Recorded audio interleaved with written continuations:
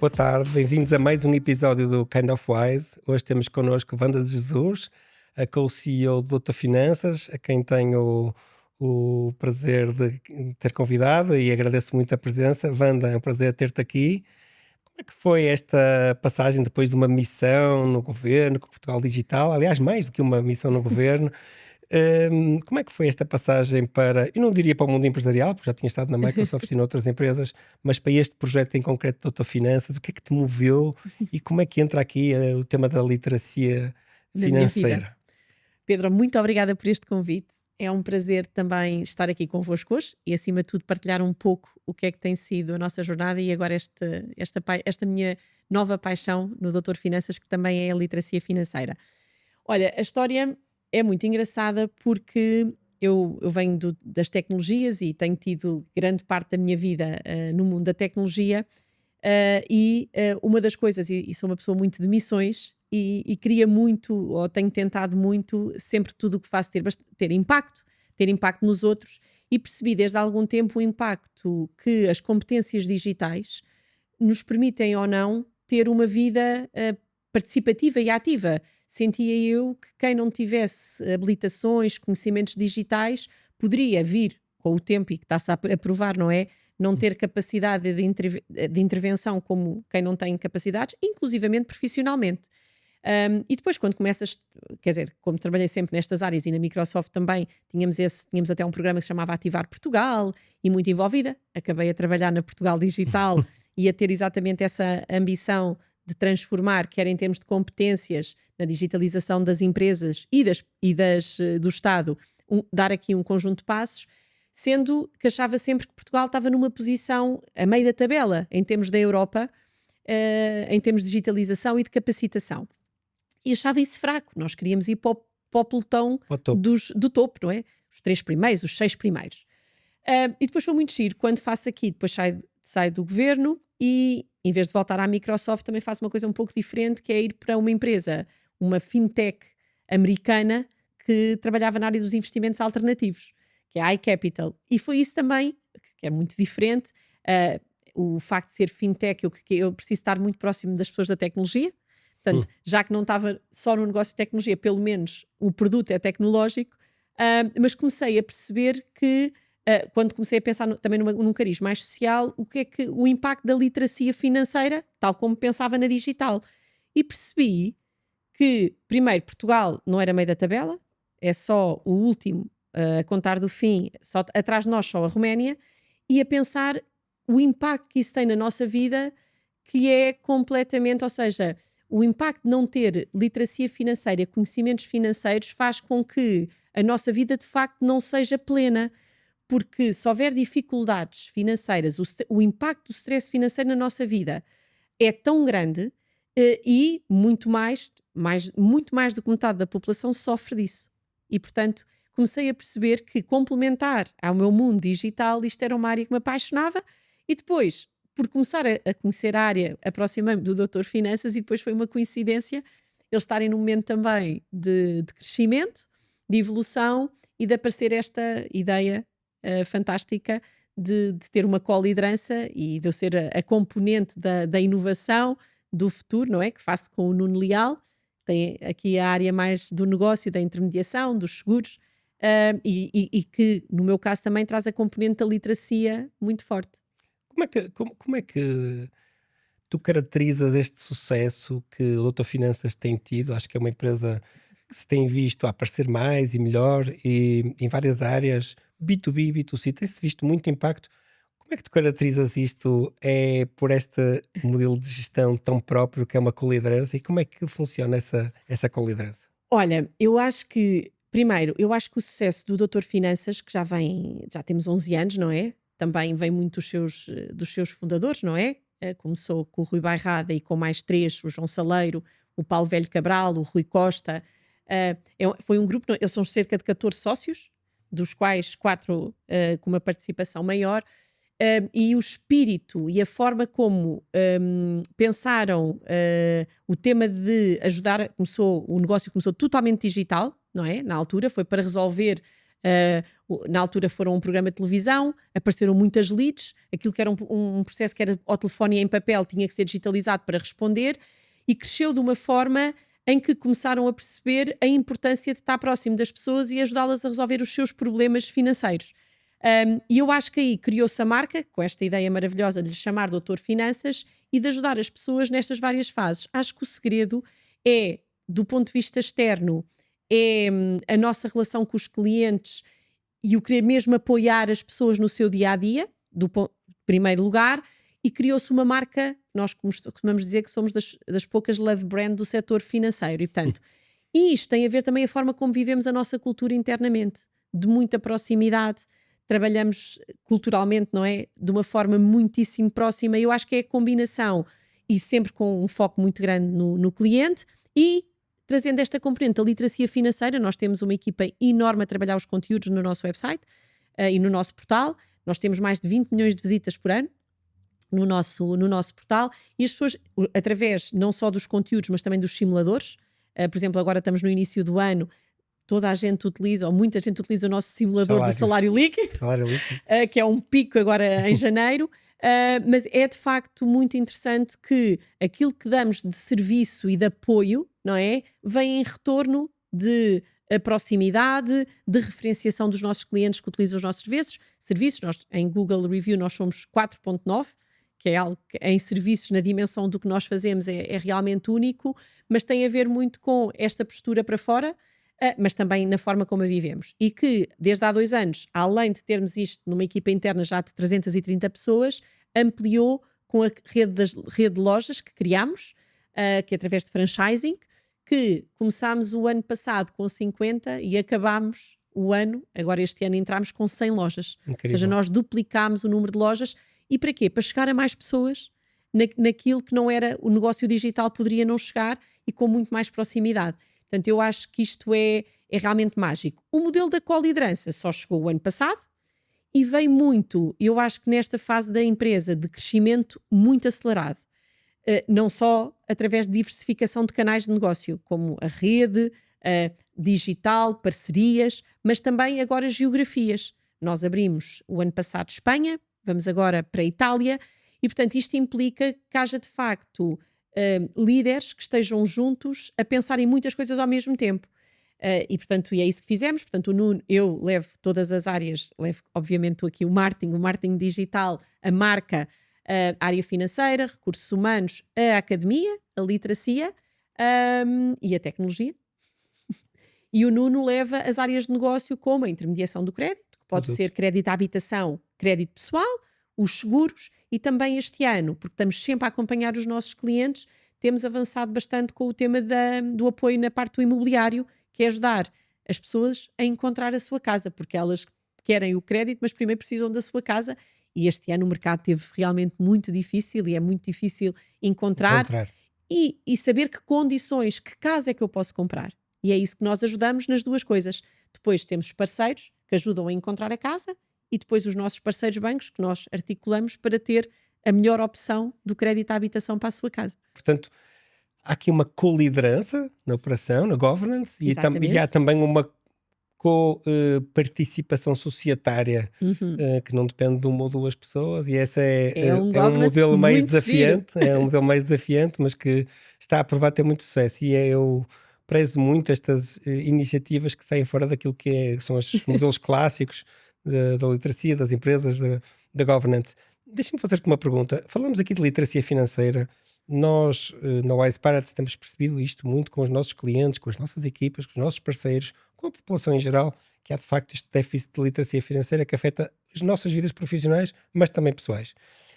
Se tu pudesses, tu, Wanda, pudesses incluir um novo hábito financeiro diário ou semanal das pessoas, o que é que tu sugerias? O que é que tu gostavas?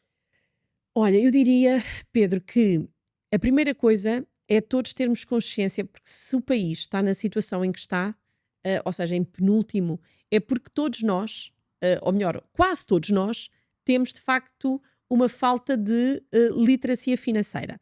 Atenção que a gente fala muito de literacia e de conhecimento financeiro, mas nós fizemos um estudo há um ano sobre os comportamentos financeiros e descobrimos uma coisa muitíssimo interessante que é o conhecimento não é o melhor preditor do bem-estar financeiro, o que é engraçado. E qual é que é ele? São os comportamentos, os nossos vieses, as nossas atitudes. Portanto, mesmo pessoas que até possam ter formação, não é? Ou economia, ou gestão, não são necessariamente mais literadas naquilo que é as finanças pessoais. Ou seja, porque isso tem muito a ver com hábitos, com Curioso. crenças, é muito curioso. E, portanto, significa que não chega só a dar conhecimento, tem que se alterar estes hábitos e estes conhecimentos. Quando tu me perguntas uma hack, a primeira coisa é termos consciência de que provavelmente não estamos a fazer tudo o que poderíamos para ter uma vida financeira plena. Tanto que, quando se fala em planear reforma ou o futuro, não é? Não é quando nós temos 50 ou 60 que devemos começar a planear a nossa reforma. É muito antes. E a nossa segunda vida, não é? A segunda vida ativa.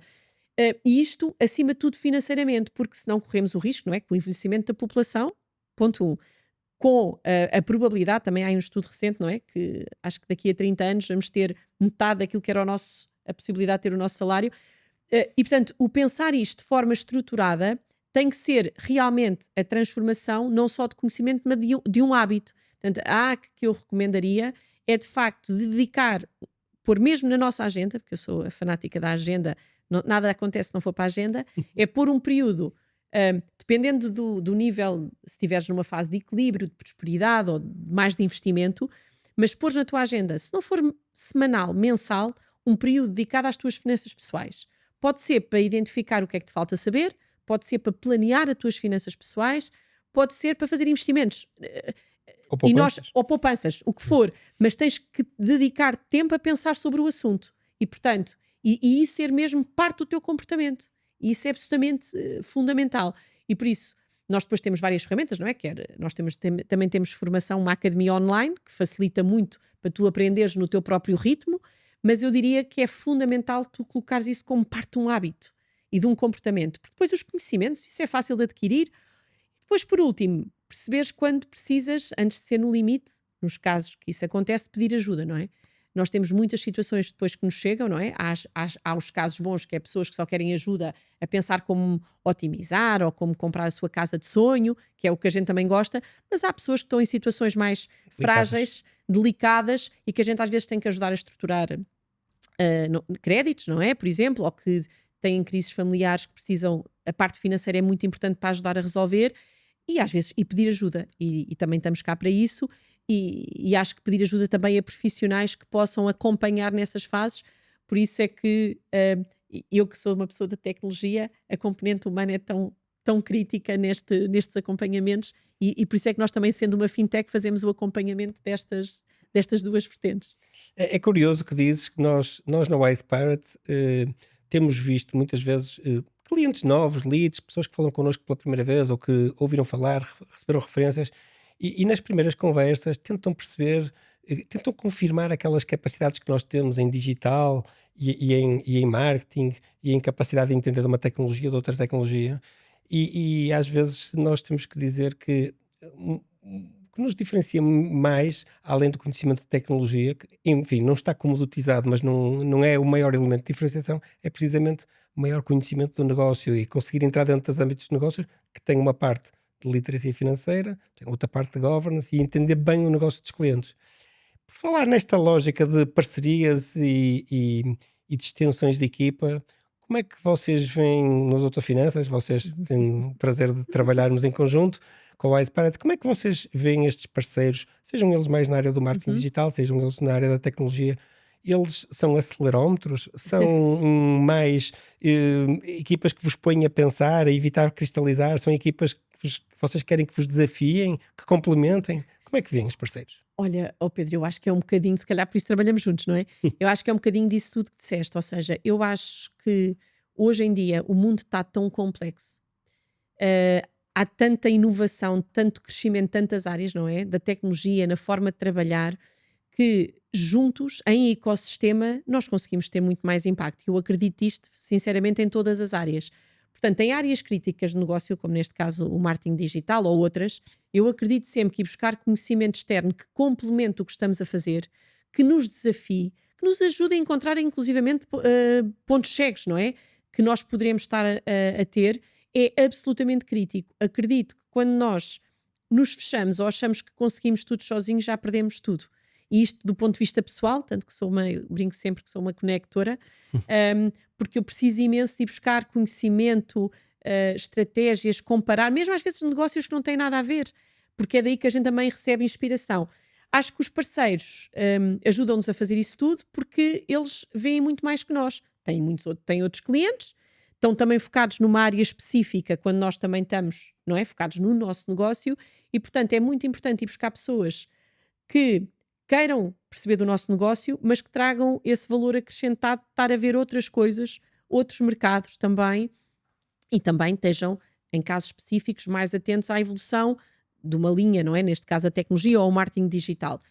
Que no nosso caso agora, não é? Com tudo o que está a acontecer, com a inteligência artificial e com as diferenças, e eu sinto-me sempre, e acontece-nos de vez em quando, embora, pronto, na minha função eu tenho a minha equipa fantástica a trabalhar nisto, mas não fica sempre, não é? Também venho um pouco da área do marketing, que é o que é que está mesmo a acontecer, e às vezes fico assim tentada de ligar a vocês, ou à Daniela, ou a ti, a dizer, o que é que está mesmo a acontecer? Isto é engraçado, está... E portanto eu acho que é muito bom a gente sentir que tem pessoas que estão a acompanhar-nos e que não estamos sozinhos, e que fazemos parte de um ecossistema, e depois com relações que eu acho que é absolutamente fundamental, que é de muita confiança. Porque eu acho que o que acontece às vezes, e quem veio deste mundo, tive muitos anos de privado, trabalhei 2 vezes no governo, eu às vezes até brinco com uma coisa, Pedro, que é o Trustometer, que é medidor de confiança. E quando estive agora na Portugal Digital, com o meu secretário de Estado, que era o André Azevedo, dizia assim, epá, eu não sei se vamos fazer esta reunião porque já estive a medir a confiança dos dois lados, não temos o nível mínimo Suficiente. para as coisas acontecer. Portanto, é melhor adiar, trabalhar aqui a confiança e o reconhecimento da confiança para fazer acontecer, porque acho mesmo crítico. E acho que no privado não é muito diferente, porque às vezes o motivo porque as pessoas não se abrem a parcerias ou não chamam empresas é porque têm dificuldade em partilhar ou acham que o segredo do negócio é ficar fechados, quando eu acho exatamente o oposto, que é quando a gente encontra parceiros em que consegue partilhar, trazer essa inovação com confiança, é quando a gente consegue crescer mais e acelerar naquilo que já somos bons, não é? Confiança em que é preciso transparência, obviamente, algum Claro. alinhamento, discussões honestas. Falaste aqui um pouco sobre inteligência artificial, falaste sobre pessoas, falaste sobre confiança. Achas que a confiança é ou pode ser um dos elementos que vai pôr outra vez as pessoas no centro, mesmo quando elas têm estes superpoderes que são os Os agentes de agentes, IA a sim. trabalhar connosco? Acho mesmo que essa, na minha opinião, aliás, já tenho este sentimento há bastante tempo, mas com este crescimento nos últimos anos agora da inteligência artificial generativa, que é muito mais próxima, porque a inteligência artificial já existia há muito tempo, acho que veio tornar muito mais claro, e primeiro, as capacidades humanas, que é a nossa capacidade de ser criativos, de fazer as perguntas certas, porque só assim é que a gente tem as respostas certas, e de termos contexto e de saber do que é que estamos a falar. E, portanto, eu acho que a inteligência artificial só aumenta o conhecimento que já existe, quando há uma boa base, porque senão é muito efêmero e é muito passageiro. E rapidamente se percebe que há ali qualquer coisa estranha. E aí perde-se a confiança para sempre. E por isso eu acho que, e no nosso negócio, claro que nós podemos fazer, e temos, não é, ferramentas de automatização, de análise, quer na parte de desenvolvimento da nossa plataforma, portanto, grande parte dos nossos já, há aqui o número que é mais ou menos o que eu sentia, já sentia de antes e agora aqui no Doutor Finanças também, 30%, 40% do código já é feito com ajuda, não é? E também a parte de testes e tudo isso é uma vantagem brutal, Assistido. é muito assistido, mas depois também temos um investimento muito grande na automatização de processos para ajudar os nossos especialistas a acelerar todo o processo de back-office para que o tempo que tenham seja de qualidade a falar com os clientes e com quem precisa de ajuda. E, portanto, claro que eu também vejo, e temos a nossa aplicação com quem as pessoas, que é a nossa clínica, com quem os nossos clientes interagem e podem interagir, que também estamos a preparar com sofisticação para dar notificações e alertas, mas nada invalida o saber que por trás está alguém que os pode ajudar naquilo que é a componente de confiança e que também estamos a fazê-lo com total respeito pelos seus dados, porque a gente trabalha dados muito sensíveis, não é?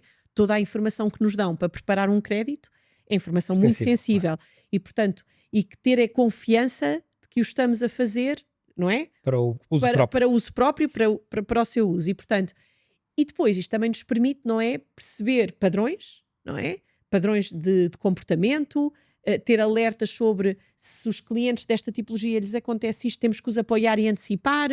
E, portanto, é usar a informação para apoiar as pessoas. Acho que isto é, de facto, o mais relevante. Portanto, não será novidade. Há 20 anos que eu acredito que a tecnologia só vem para nos ajudar e para ser um enabler de qualquer negócio. Eu não consigo imaginar um negócio sem tecnologia. Eu sei que é defeito e é um enviesamento por um lado, não é? Mas é de facto o que eu acredito, mas porque acredito também no layer humano que é absolutamente fundamental. E estes últimos anos da inteligência artificial generativa só veio provar isso. E portanto é uma coisa que eu acho que não vai voltar atrás. Acho que em termos de competências, que são as nossas competências do futuro, vai mudar muito o mundo do trabalho nos próximos 5 anos.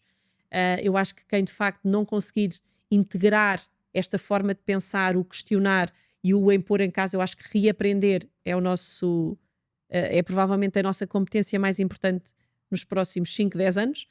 E aprender. Reaprender, ou seja, quem não estiver disposto não vai conseguir.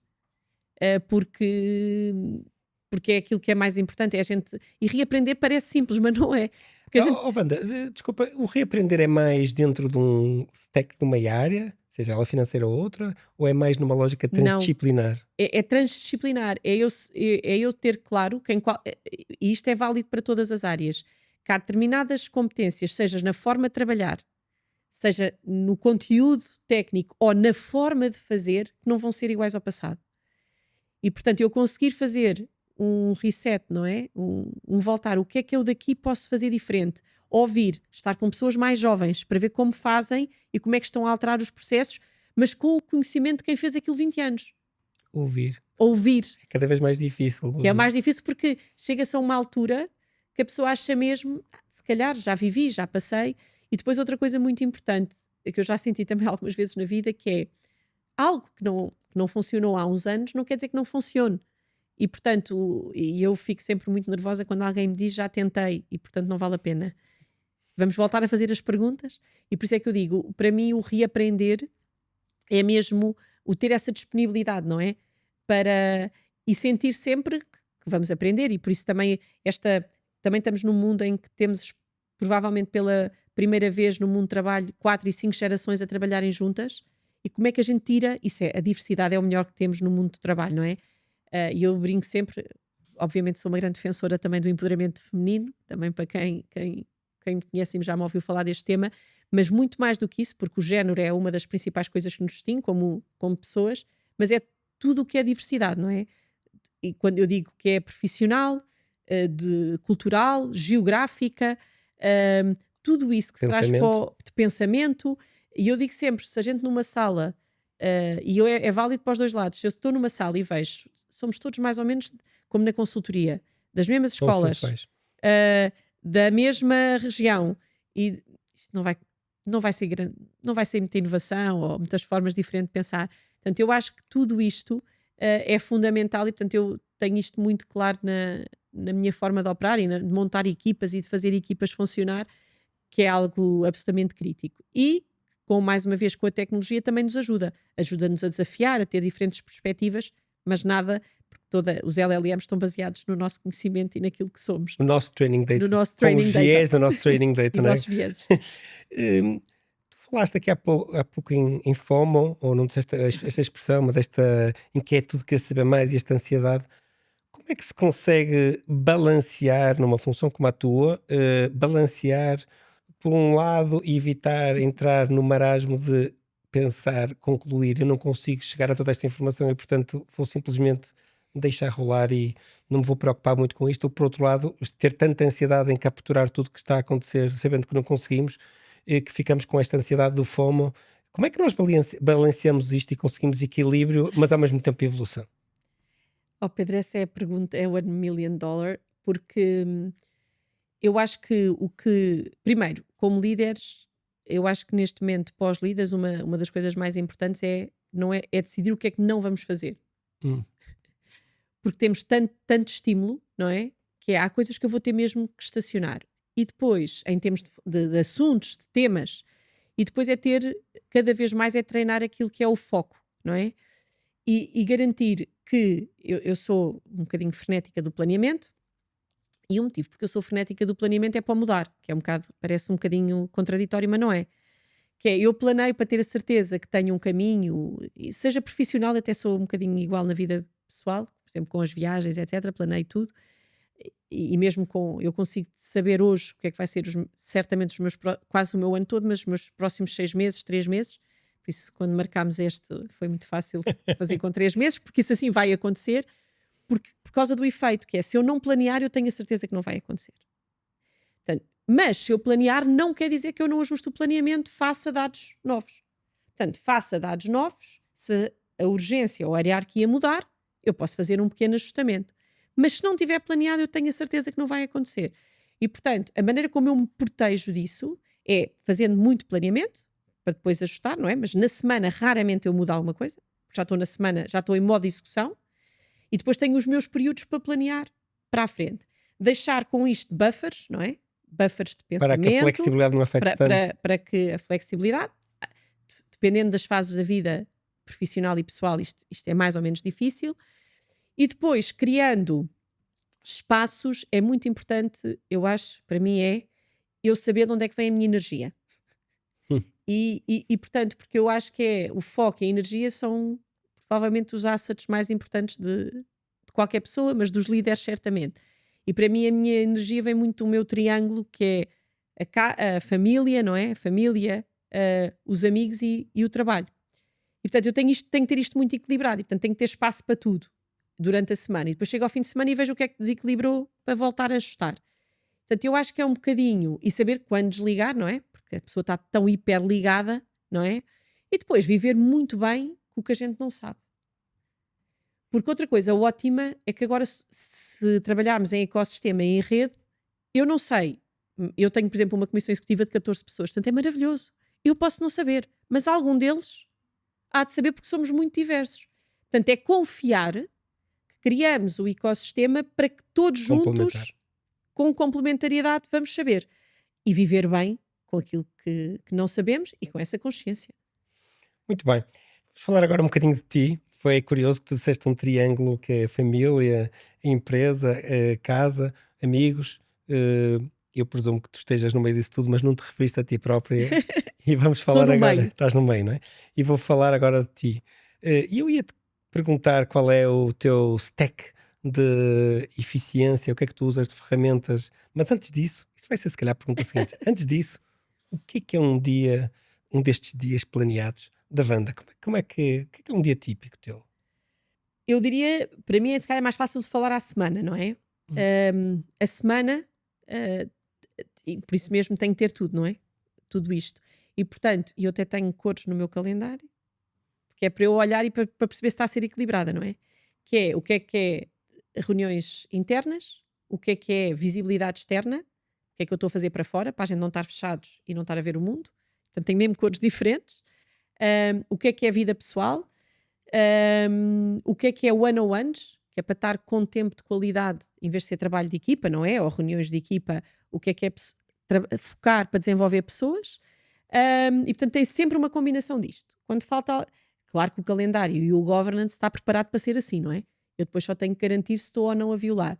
Depois tenho algumas regras de minhas, por exemplo, que defini há algum tempo, depois vou ajustando com o tempo, porque a gente cria regras para depois, é para que os outros saibam, mas principalmente para mim. Para que depois eu não fique frustrada de não estar a fazer as minhas próprias regras. Quando começo a ficar frustrada, muda a regra. Também é simples, não é? E uma das regras que eu tenho, por exemplo, é eu não posso jantar, antigamente era um dia, agora passou para 2, mas não posso jantar fora, ou, normalmente profissionalmente, não é? Mais do que uma vez, agora no máximo 2, porque com a responsabilidade e também às vezes o tema da representação é exigido. E eu sei que acima de 2 vou-me desequilibrar, porque eu não consigo estar 2 dias seguidos sem abraçar os meus filhos, sem beijá-los. Aquele tempo do jantar e de ouvir o que é que aconteceu na escola, sinto mesmo que perdi ali um. E pronto, portanto, não me vou posicionar aí. Portanto, também giro isso com muito, muito cuidado, Um critério. com muito critério. Outra coisa que entra sempre na minha agenda é os meus almoços, que são sempre com. Eu tenho agora comissões executivas à quarta-feira, portanto é menos um dia, mas depois os outros acabo sempre por tenho que estar com pessoas externas, porque é onde eu recebo o que é que está a acontecer no mundo. Eu já fiz muita coisa, portanto já no outro dia estava a dizer aos meus colegas, é o 10º sítio que eu estou, portanto tenho muitas comunidades e muitos interesses e portanto preciso de receber isso do mundo e sou muito de conexão e portanto é muito através às vezes do almoço, portanto marco coisas com muita antecedência, às vezes quando se marca a gente, e daqui a tanto tempo, quando chegar lá vamos ter montes de motivos e às vezes acontece mesmo isso, mesmo coisas marcadas com muita antecedência e no dia que acontecem parece que era naquele dia que era importante ter acontecido. Portanto, é assim uma mistura, mas eu gosto muito que tenha as cores todas. Uma semana que falta assim alguma cor, eu depois tento perceber porquê e vejo se compensa na semana a seguir. Muito interessante. E então qual é o teu stack? Qual é que é? O teu stack? O Outlook, É o é o calendário, calendário. é o calendário, obviamente o WhatsApp para marcar isto tudo. Também uso muito redes sociais, uso mais LinkedIn, claramente porque é a minha conexão com as pessoas e saber o que está a acontecer. E depois, obviamente, ferramenta sou. E nós no Doutor Finanças temos muitos dashboards, portanto, ir ao Power BI, não vou dizer o GA4, está bem? Isso eu deixo para outros, tento não ir lá, mas claramente estes dashboards e o calendário O cockpit de negócio. é o no meu fundo. cockpit do meu dia a dia. Muito interessante. E no meio deste calendário, vou interpretar o calendário como o cockpit principal da gestão de tempo. Nesse calendário, como é que tu consegues ter espaço para deep work? Até respiro. Olha, é uma coisa hum, que eu ainda estou a treinar. Porque o que eu sinto, eu sou, se não se percebesse, um bocadinho acelerada. E acho sempre que consigo fazer tudo, não é? E encaixo tudo e tenho tudo. E portanto tenho mesmo que forçar, tem que ser mesmo, é quase trabalhos forçados. Primeiro, garantidamente desligar ao fim de semana, é fundamental. E deixo ali um período aberto de mim que é mesmo só para refletir, que é quase que para preparar mentalmente, não é fazer o trabalho, é preparar mentalmente a semana. É os tópicos da semana, ao que é que eu me quero abrir e ao que é que eu me quero fechar. E depois, não posso esconder que hoje em dia, e também porque só estou há um ano na função, não deixo muitas vezes o período ao final do dia, depois de ter o meu momento familiar, aquele final de noite em que estou a desligar, mas estou ainda a pensar e a refletir sobre o que correu bem, o que correu menos bem. E ainda o uso do ponto de vista profissional só ao fim de semana, não é? Que eu faço o equilíbrio do triângulo e depois desligo mesmo para depois voltar ali a ligar ao domingo. Mas sim, mas é uma coisa que tenho mesmo de forçar que é fundamental. Claro que ponho no calendário, temos muitos momentos de grupo na equipa, na comissão executiva e de momentos de reflexão em equipa. E porque estamos a construir um futuro complexo, não é? Com estas multigeografias, multinegócios, e portanto também o fazemos e o preparamos, fazemos alguns pre-works para garantir que todos temos o nosso tempo e que é dentro do tempo de cada um. Porque é outra coisa que também temos que cada vez mais respeitar, é que não trabalhamos todos no mesmo ritmo. Há pessoas que precisam e gostam de trabalhar sob pressão, há outras que gostam de trabalhar com tempo, e a sua forma de criar, de inovar e de pensar o futuro não é igual. Portanto, apesar da gente identificar momentos síncronos de trabalho e de pensamento, até chegarmos a esse momento pode ser muito diferente. Curioso. Em off, e antes de começarmos este podcast, dizíamos um ao outro, não é? Que não temos praticamente notificações no telefone e que trabalhamos para poder ter o máximo de foco e o mínimo É verdade. de interrupções. Isso faz parte certamente dessa lógica Sim. de poder ter organização, A mim, planeamento. a minha mãe e o meu pai que custou mais, às vezes até já comecei a pôr uma técnica de só para eles o telefone tocar, não é? Naquela opção, porque o meu telefone está sempre em silêncio. Porque eu acho que não há nada que não possa esperar e, portanto, eu estou focada durante o dia a fazer o que estava planeado para fazer. Porque se eu estiver a ser interrompida com coisas que não estava planeado, não sou eu que estou a controlar o meu dia. Exato. Tenho mais Nem ou o teu menos a tempo. mesma relação com o e-mail, desde há muito tempo. O e-mail é uma coisa que fica, não é para ir responder no dia ou na hora, muito menos na hora, não é? Claro que isto, eu estou a falar quando se chega a funções de gestão, não é? Não estou a falar de pessoas que tenham Função de operação. de operações que obviamente têm que estar. Mas nestas funções é mesmo muito importante a nossa disciplina com aquilo que nos comprometemos a nós e com as equipas a fazer no dia ou na semana. Olha, vamos falar de uma coisa que é muito cêntrica com o Doutor Finanças outra vez, que é o dinheiro. Ok? Dinheiro físico, dinheiro digital, dinheiro só digital, que já nem vou falar de blockchain, mas prometo. Como é que tu vês o futuro próximo e quanto é que em que dimensão é que vai continuar a haver dinheiro físico ou a haver necessidade de o haver? É assim, claro que para mim, obviamente, ele é. Eu, aliás, só há muito pouco tempo é que eu voltei a ter às vezes algum dinheiro na carteira, porque já tive tantas situações em que não o tive, ahm, e que pronto, tive que ir quase que pedir e realmente deram-me sempre que eu precisei, porque eu disse: olha, desculpa, eu não tenho mesmo, eu posso lhe transferir de qualquer maneira, mas eu preciso aqui. Portanto, eu acho que o mundo está completamente digitalizado e, portanto, também do ponto de vista na forma do dinheiro, ele será cada vez mais digital. E acho que todos, não é? Eu tive há pouco tempo há pouco tempo na Ásia também, e por exemplo, eu nunca mais me esqueço da minha viagem à China e que é realmente parece outra dimensão, em que tudo já é digital. Não há nada que aconteça no mundo, portanto, então com o dinheiro, não há nada, não há nenhum serviço. E portanto é impressionante o como, não é, a sociedade vai evoluir nesse sentido e como também, e por exemplo, para os jovens isso é muito relevante, porque o facto de eles nunca terem tido dinheiro físico, e é giro porque eu agora estou aqui no Porto, vim ao Porto para estar convosco e hoje tive o prazer de estar na Fundação Cupertino, que tem o Museu do Papel, e Uhum. até estive lá um bocadinho com eles, e a pensar, há uma coisa engraçada que é a nossa geração já não teve, não tem, por isso é que eles não percebem bem o tema do o gastar o dinheiro ou perceber, porque não é? Há aquela ideia que pedem aos pais, pai, vai à máquina buscar, não é? Porque o receber um conjunto de notas ou moedas e saber que durante o ano, quer dizer, durante o mês, Mês, elas período. desaparecem, o dinheiro ficou um conceito tão pouco físico, não é? E pouco percebido, que na transição destas gerações é bastante diferente. Por isso é que nós temos que materializar e explicar tanto como é que se fazem estas bolsas e os mielheiros da poupança e que tipo de mielheiros são. E por isso é que depois as marcas têm, não é? Formas de até estes mielheiros serem hum, também digitais, mas que nós sabemos o que é que queremos pôr para cada sonho e pôr de parte para conseguir alcançar os nossos objetivos de poupança ou de investimento. É curioso estás a dizer isso porque aqui há dias o meu filho perguntou-me, o meu filho que tem 9 anos, é o meu terceiro filho, perguntou-me já sobre qualquer coisa, uma trotinete, acho eu, qualquer coisa que queria, que gostava de ter, e eu disse: olha, vamos ver quanto dinheiro tu tens no milheiro e quanto tu achas que é uma coisa mesmo importante, então compramos. E ele olhou para mim e disse assim: o dinheiro do milheiro é para poupar, Muito não é bem. para comprar coisas. Portanto, o Portanto, dinheiro para comprar é o meu é o dinheiro. teu. Pois, e aí eu acho, mas é um bom É um bom princípio. É um princípio. bom princípio. Não os estragues com isso.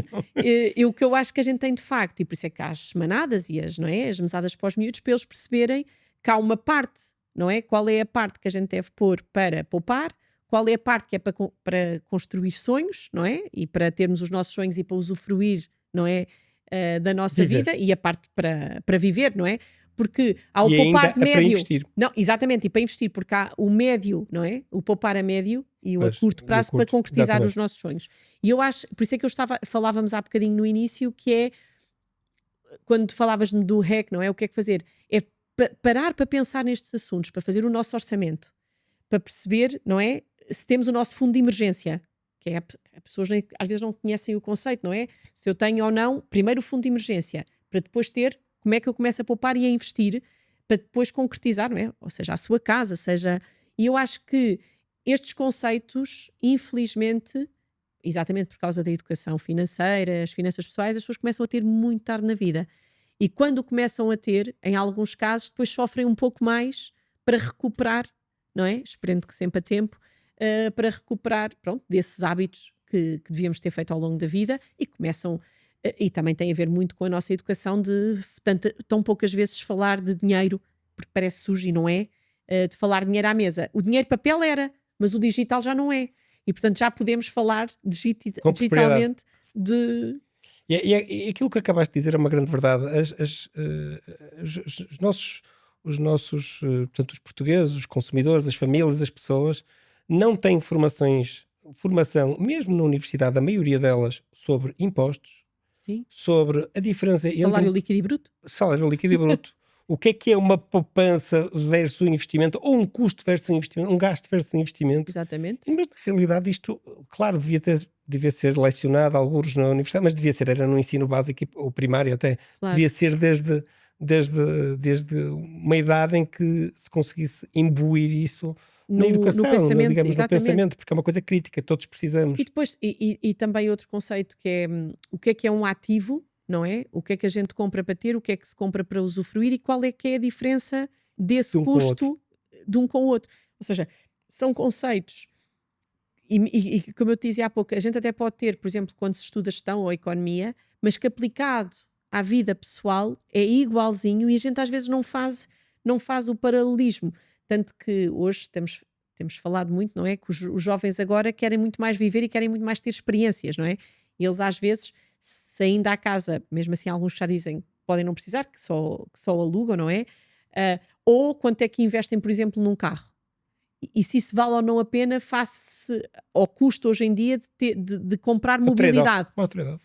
Portanto, eu acho que isto varia imenso de vida para vida, das experiências que as pessoas querem ter. E eu acho que as pessoas têm que, de facto, fazer esse pensamento na sua fase de vida, e que também varia, que a gente também depois pensa que nós somos todos iguais a partir dos 18 ou a partir dos 25. Não.